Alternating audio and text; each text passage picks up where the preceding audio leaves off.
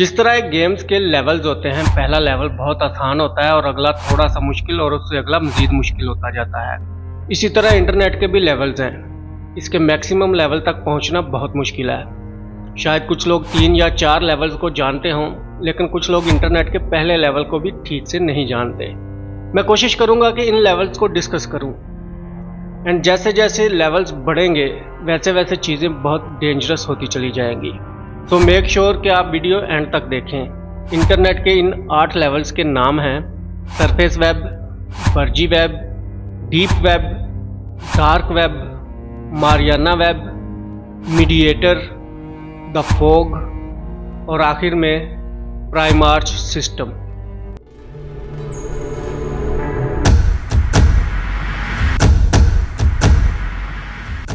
Surface, deep और dark mostly लोगों को इन तीनों लेवल्स का पता होगा, बट अगर आपको नहीं पता तो मैं आपको एक शॉर्ट सा इंट्रोडक्शन दे देता हूँ। सरफेस वेब इंटरनेट का पहला लेवल है।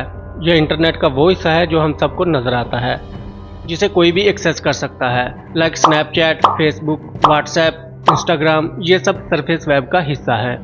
हमें लगता है कि यह हिस्सा बहुत बड़ा है, लेकिन हकीकत में ये इंटरनेट का सिर्फ 4% है। बाकी का 96% हिस्सा हम सब से छुपा हुआ है। फर्जी वेब ये इंटरनेट का दूसरा लेवल है। इतना फेमस तो नहीं है, मोस्टली लोग इसे इग्नोर करते हैं और डीप और डार्क वेब की ही बात करते हैं। इस लेवल पर आपको अंडरग्राउंड साइट मिलेंगी, बट ये नॉर्मली इंटरनेट से एक्सेस नहीं होता। इसके लिए आपको टॉर ब्राउज़र चाहिए होता है। ये ब्राउज़र बेसिकली एक स्पेशल किस्म का ब्राउज़र होता है। इन शॉर्ट आप ये समझ लें कि आपको वहाँ तक पहुँचा देता है। अगला लेवल है डीप वेब। यहाँ से गेम चेंज हो जाती है। ये इंटरनेट का वो हिस्सा है जहाँ पे हमारे passwords, medical records, research history, government की कुछ इन्फॉर्मेशन और हमारी कुछ पर्सनल इन्फॉर्मेशन, लाइक हम किसी वेबसाइट पर गए, वहाँ पे जाके हमने अपनी बैंकिंग डिटेल्स दी और वो सारी की सारी चीज़ें डीप वेब पर होती हैं। डीप वेब को हर कोई एक्सेस नहीं कर सकता। मोस्टली ये वेब हमारी सिक्योरिटी के लिए इस्तेमाल की जाती है, बट यहाँ पे कुछ गलत काम भी होते हैं, लाइक जैसे कुछ मूवीज़, वीडियोस और कुछ वेबसाइट्स होती हैं जो गवर्नमेंट की तरफ से बैन की जाती हैं, लेकिन वो मूवीज़ और वो वेबसाइट्स आपको यहाँ पे आसानी से मिल जाती हैं। अगला लेवल है डार्क वेब, जिस पर मैं पहले ही एक डिटेल वीडियो बना चुका हूँ जो आप इसी चैनल पर देख सकते हैं। बट इससे अगले जो लेवल्स हैं वो बहुत डीप हैं। एक इंसान को टॉर्चर करना, उसके ऑर्गन्स को सेल करना, ड्रग सेल करना, वेपन सेल करना, हिटमैन हायर करना, ये सब काम होते हैं डार्क वेब पे, जो कि बहुत खतरनाक है। बट क्या हो अगर मैं आपको ये कहूँ कि इससे अगला लेवल यानी लेवल 5 इससे भी खतरनाक है। उसका नाम है मारियाना वेब। आज की इस वीडियो में इसी की गहराइयों पर बात करेंगे।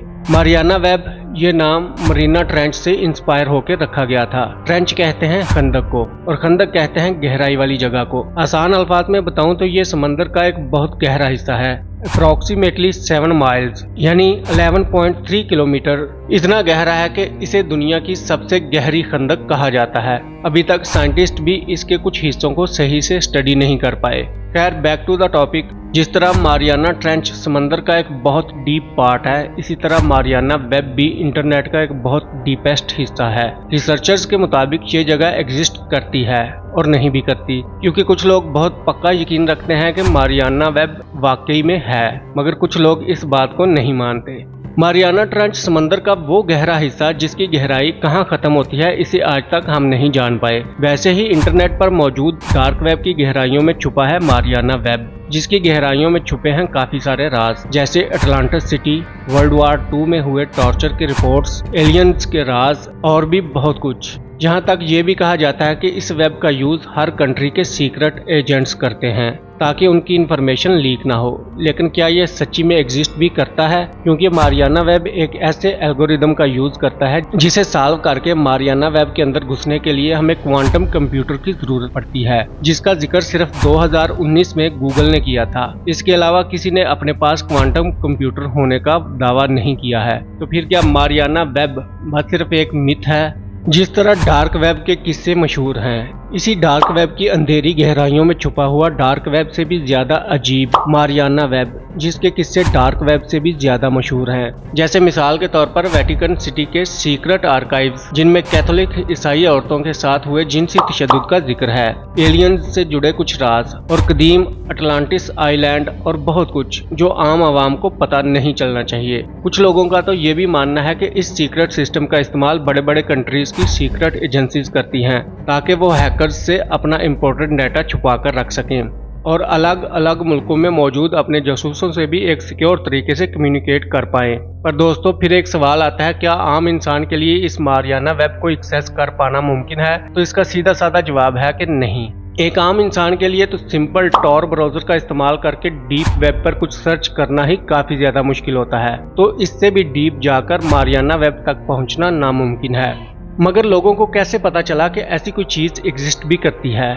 उन्हें नहीं पता। इनफैक्ट इन्हें क्या, प्रोफेशनल हैकर्स को भी इसके बारे में कोई खबर नहीं है। मतलब अगर सादा अल्फाज में कहूँ तो मारियाना वेब के होने के इतने ही इम्कान हैं जितने कि अटलांटिस सिटी के होने के, क्योंकि मारियाना वेब के होने का आज तक एक भी सबूत नहीं मिला है, ना आम लोगों को, ना प्रोफेशनल हैकर्स को और ना ही किसी सरकारी सीक्रेट एजेंसी को। दरअसल बहुत सारे लोगों का तो ये भी मानना है कि मारियाना वेब के बारे में जो बातें उड़ाई जा रही हैं वो महज कॉन्स्पिरेसी थ्योरीज हैं और कुछ नहीं। अटलांटिस वाली कहानी आज से तकरीबन 2000 साल पहले एक मशहूर फिलासफर प्लेटो ने लिखी थी, और जब उसकी बाकी राइटिंग का एनालिसिस किया गया तो पता चला प्लेटो असल में एक फिक्शनल राइटर थे। 1988 के बाद वेटिकन सिटी के सीक्रेट भी सीक्रेट नहीं रहे। वहाँ पर भी स्कॉलर और रिसर्चर्स को जाने दिया जाता है और सिर्फ इन्हीं पेपर्स और किताबों को छूने की इजाजत है जिनको लिखे हुए 75 साल हो गए हैं। और फाइनली सीक्रेट एजेंसीज को भी मारियाना वेब जैसी किसी वेब सिस्टम की जरूरत नहीं है, क्योंकि उनके पास सीक्रेडिटन प्रोटोकॉल, राउटर नेटवर्क, SIPRnet और joint world wide intelligence communication system जो WICS जैसे हाईली सिक्योर सिस्टम्स ऑलरेडी मौजूद हैं, जो ऑलमोस्ट मारियाना वेब जैसे ही काम करते हैं। और इसीलिए मारियाना वेब जैसा एक अलग सुपर सिक्योर सिस्टम बनाना थोड़ा सा अजीब लगता है। और जैसे कि हमने पहले डिस्कस किया था कि मारियाना वेब को एक्सेस करने के लिए क्वांटम कंप्यूटर्स की जरूरत होती है, और ऐसा कंप्यूटर गूगल के अलावा किसी के पास नहीं है। क्वांटम कंप्यूटर इतना सुपर कंप्यूटर होता है कि इस जैसे सिर्फ 4 कंप्यूटर्स पूरे अमेरिका की कंप्यूटिंग जरूरियात को पूरा कर सकते हैं। और इसीलिए इमेजिन करो कि अगर मारियाना वेब सच में मौजूद है, तब भी इसे आम कंप्यूटर से एक्सेस करने में कई दहाइयां लग जाएंगी। और क्या पता इस वक्त तक आज जो मारियाना वेब की सुपर सीक्रेट दुनिया है तब तक बचेगी भी या नहीं। फिर भी मैं तो ये कहूंगा कि डीप और मारियाना वेब जैसी चीजों के बारे में जो आपकी क्यूरियोसिटी है, इसे क्यूरियोसिटी ही रहने दें, क्योंकि खास तौर पर क्योंकि डार्क वेब हकीकत में एक वेब या जाल की तरह है जिसमें अगर आप एक बार फंस गए तो फिर फंसते चले जाएंगे।